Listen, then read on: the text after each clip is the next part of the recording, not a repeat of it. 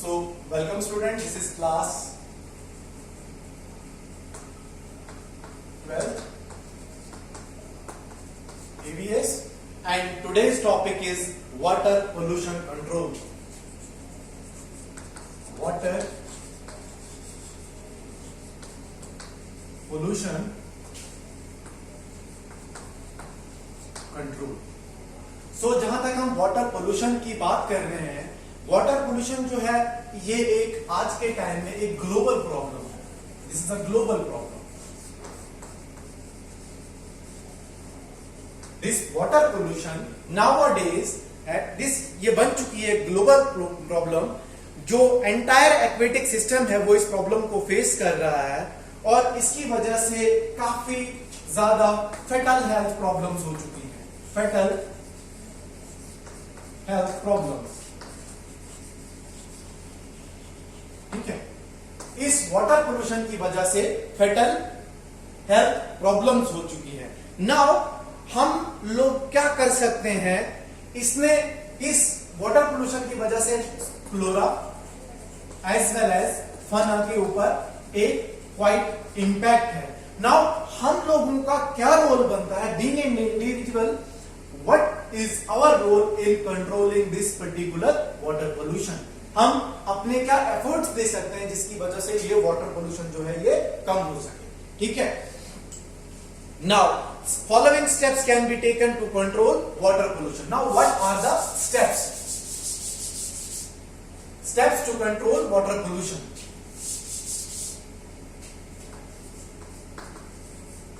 Steps to control water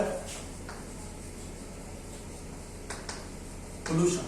Now, what steps are being taken to control water pollution? Number one is control at a source. Control at a source. That means जो भी pollutants water में eliminate हो रहे हैं, जहां जो हमने पढ़ा था डिटेल में, पॉइंट सोर्स और non point source. Point source and then non point source. तो जो पॉइंट सोर्स है, दैट मीन्स जो इंप्यूरिटीज जहां पे एलिमिनेट हो रही हैं, हमने उन इंप्यूरिटीज को उस पर्टिकुलर सोर्स पे ही रोक लेना है. This can be achieved by reducing the waste inputs into the water bodies. So हमने क्या करना है, जो वेस्ट है उसको हमने वाटर बॉडी के अंदर डंप नहीं करना है. ठीक है. So control at source. Waste जो पॉइंट सोर्स है जहां पे वो इंप्यूरिटीज एलिमिनेट हो रही है, हमने उसको वाटर में एलिमिनेट नहीं करना है उस वेस्ट को. This is the first point. नहीं, second point,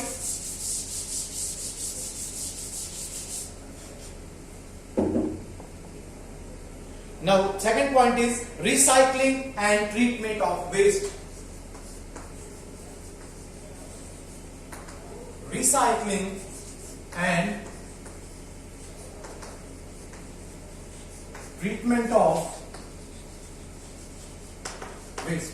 Now recycling and treatment of waste की अगर हम बात करें, various kinds of waste should be treated before throwing them into water bodies so as to make them less harmful. Waste which can be recycled should be thrown and hence should be recycled to make useful things. For example,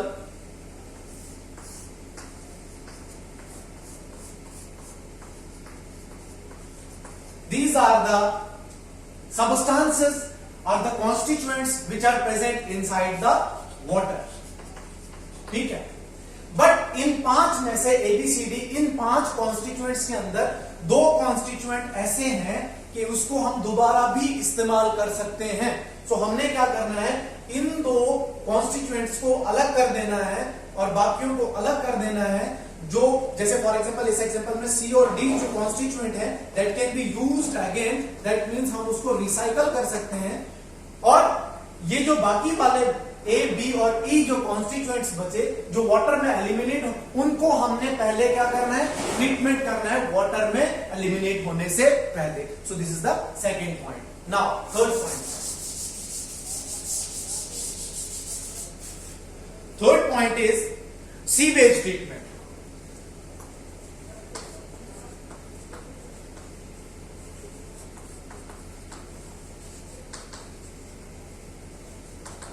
now sewage treatment के अंदर क्या आएगा? Sewage is the liquid waste और waste arising mainly from domestic and industrial source. जो domestic और industrial waste है, domestic and industrial waste जो है, sewage should be properly treated before discharge to water bodies. That means जो domestic और industrial waste, लेकिन liquid waste, domestic and industrial but liquid waste, domestic और industrial जो liquid waste निकलता है, हमने उसको क्या करना है? उसको प्रॉपरली ट्रीट करना है। इससे पहले कि ये डोमेस्टिक और इंडस्ट्रियल लिक्विड वेस्ट जो है किसी पर्टिकुलर वाटर बॉडी के अंदर एंटर हो जाए, उससे पहले हमने इसको दोबारा से ट्रीट करना है, वो इंप्योरिटीज रिमूव करनी है, तब जाके वो वाटर बॉडी में अगर एंटर भी होता है तो वो पोल्यूशन काज नहीं करेगा, उसके फेटल इंपैक्ट्स नहीं होंगे। So this was the third point. Then second, fourth point is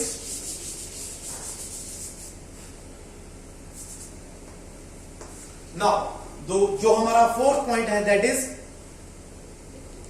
strict implementation of laws and acts. Strict implementation of laws as well as acts. जो हमारे लॉज हैं उनको हमने स्ट्रिक्टली इंप्लीमेंट करना है। अगर कोई इंडिविजुअल हमें ऐसा पाया जाता है जो इस वाटर को पोल्यूट कर रहा है, जो कोई इंडस्ट्री से, फैक्ट्री से डोमेस्टिक वेस्ट वाटर के अंदर ऐड कर रहा है, तो हमने एनफोर्समेंट करनी है लॉज एंड एक्ट्स की, ताकि बाकियों के लिए एक सबक बने और वो इंप्लीमेंटेशन की वजह से वो दोबारा पोल्यूट वाटर ना कर सके। State and union government has enforce various acts to control pollution. समझ आई? तो हमने क्या करना है? इन लॉज को प्रैक्टिकली इंप्लीमेंट करना है, ताकि वो दूसरों के लिए एक सबक बने और बाकी भी वो चीज ना करें, उन इंप्योरिटीज को डंप ना करें इन वाटर बॉडीज के अंदर। Then next point is pollution control boards.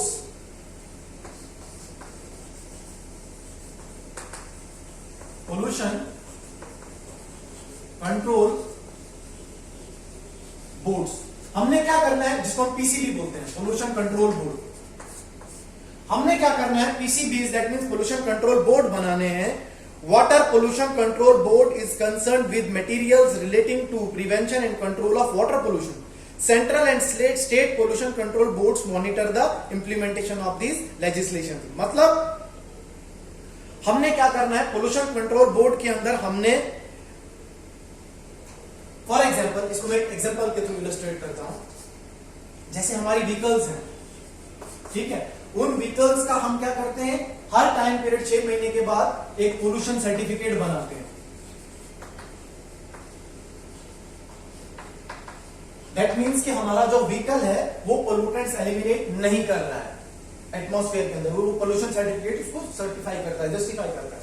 लेकिन ये जो पोल्यूशन कंट्रोल बोर्ड्स हम बनाएंगे, इनका ये फंक्शन होगा कि ये मॉनिटर करेंगे सारी चीजों को कि क्या कोई एक पर्टिकुलर जगह से कोई पोल्यूटेंट एलिमिनेट होकर वाटर बॉडी के अंदर तो नहीं जा रहा है। वो क्या करेंगे? हम पोल्यूशन कंट्रोल बोर्ड बनाएंगे। Then next step is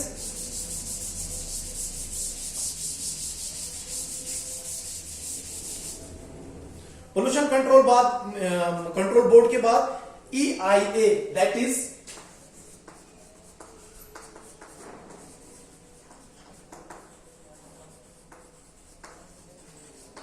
environmental impact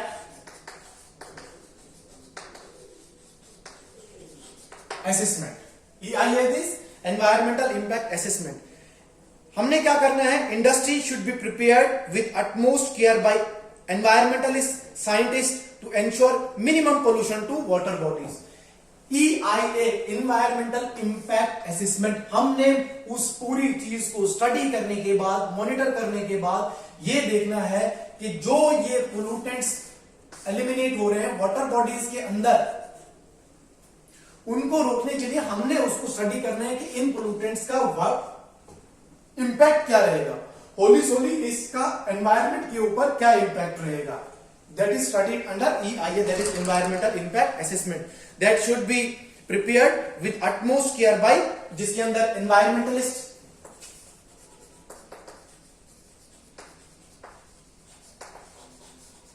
scientist, इनको अथॉरिटी दी जाती है जो मॉनिटर करते हैं कि इसका ओवरऑल क्या इंपैक्ट रहेगा हमारे एनवायरमेंट के ऊपर। देन नेक्स्ट पॉइंट इज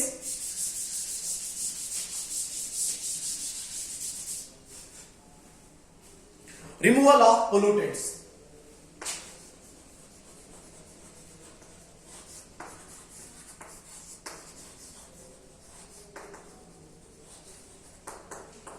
और रिमूवल ऑफ पोल्यूटेंट्स में हम लोग क्या करेंगे, various pollutants present in the water body can be removed by appropriate methods such as absorption, ion exchange,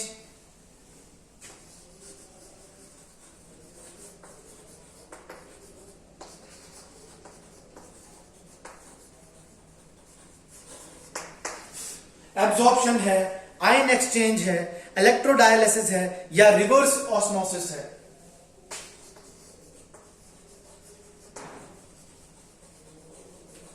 ठीक है, तो इन मेथड से, इन पर्टिकुलर मेथड से होगा क्या कि उस वाटर के अंदर जो पोल्यूटेंट्स हैं या जो भी गार्बेज, लिक्विड या सॉलिड निकल रहा है उसके अंदर जो पोल्यूटेंट्स हैं, उन पोल्यूटेंट्स को इन मेथड से हम क्या करेंगे, रिमूव करेंगे। These pollutants will be removed, और जो फाइनली वाटर बचेगा उसके अंदर इंप्यूरिटीज रहेंगी नहीं, तो वो किसी पर्टिकुलर वाटर बॉडी के अंदर एंटर हो सकता है, उसका कोई एक वर्ल्ड वाइड या फेटल इंपैक्ट नहीं होगा। ठीक है, then next point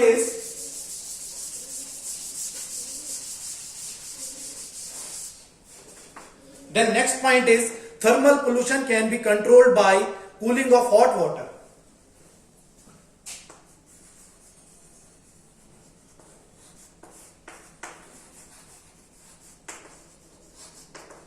for example कोई फैक्ट्री है या कोई इंडस्ट्री है या कोई मिल है, ठीक है, वो जो मशीनरी है वो रन कर रही है फॉसिल फ्यूल्स के ऊपर, लेकिन उस मशीनरी के रन करने की वजह से वो मशीनरी जो है वो गर्म हो जाएगी, हीटअप हो जाएगी।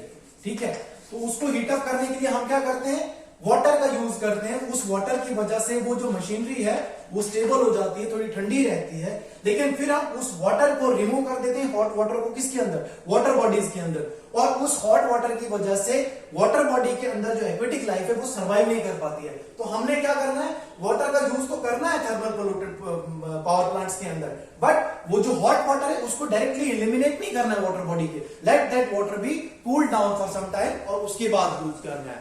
Then domestic and industrial waste may be stored for some time in shallow ponds. For example, जो डोमेस्टिक और इंडस्ट्रियल वेस्ट निकल रहा है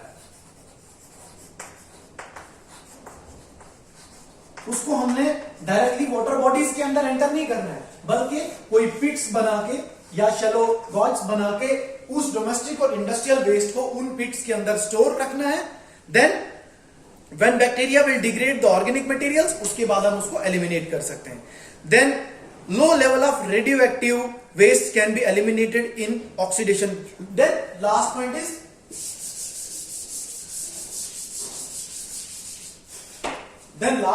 is low level of radioactive waste. Low level of radioactive waste. Now low level of radioactive waste की अगर हम बात करें तो उसको हम एलिमिनेट कर सकते हैं कब, ऑक्सीडेशन पॉन्ड्स के अंदर।